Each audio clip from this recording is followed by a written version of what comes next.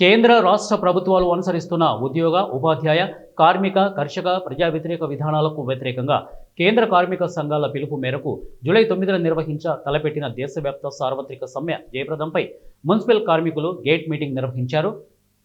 ఈ సందర్భంగా సిఐటియు జిల్లా కార్యదర్శి కె శ్రీనివాసులు మాట్లాడుతూ కార్మిక చట్టాలను మోడీ ప్రభుత్వం యాజమాన్యాలకు తాకట్టు పెడుతోందని వారన్నారు.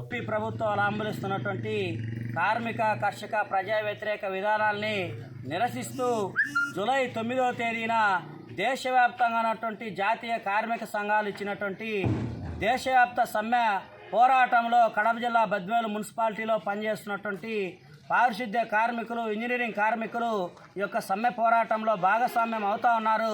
ఈ యొక్క సమ్మె పోరాటంలో ప్రత్యక్షంగా పాల్గొని నరేంద్ర మోడీ ప్రభుత్వం కార్మిక చట్టాలని ఈరోజు రూపుమాపి 44 రకాల కార్మిక చట్టాలని 4 లేబర్ కోడ్లుగా తీసుకొచ్చి దాన్ని వ్యతిరేకిస్తున్నాం. 4 లేబర్ కోడ్లని రద్దు చేయాలని, కార్మికులకి కనీస వేతనాలు అమలు చేయాలని, అట్లాగే అసంఘటిత రంగంలో పనిచేస్తున్నటువంటి కార్మికులకి సంక్షేమ బోర్డును ఏర్పాటు చేయాలని, అట్లాగే ప్రభుత్వ రంగ సంస్థల్ని పరిరక్షించాలని ఈ తదితర సమస్యలపైన జరుగుతున్నటువంటి యొక్క దేశవ్యాప్త సమ్మెలో మున్సిపల్ కార్మికులు కూడా భాగస్వామ్యం కావుతా ఉన్నారు.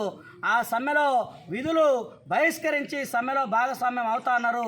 అందుకు అనుగుణంగానే ఈరోజు బద్వేలు మున్సిపాలిటీలో పనిచేస్తున్నటువంటి కార్మికులతో Badvel municipal workers and employees union CITU అనుబంధ సంఘం ఆధ్వర్యంలో గేట్ మీటింగ్ కూడా నిర్వహించడం జరిగింది.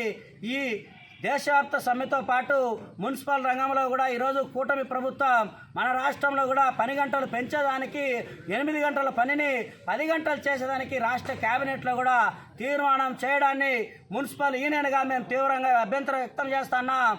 8 గంటల పని విధానాన్ని మన రాష్ట్రంలో కొనసాగించాలా కాదని చెప్పి ముందుగా వెళ్తే రానటువంటి కాలంలో కూడా పెద్ద ఎత్తున ఆందోళన కార్యక్రమాలు కూడా నిర్వహిస్తాం.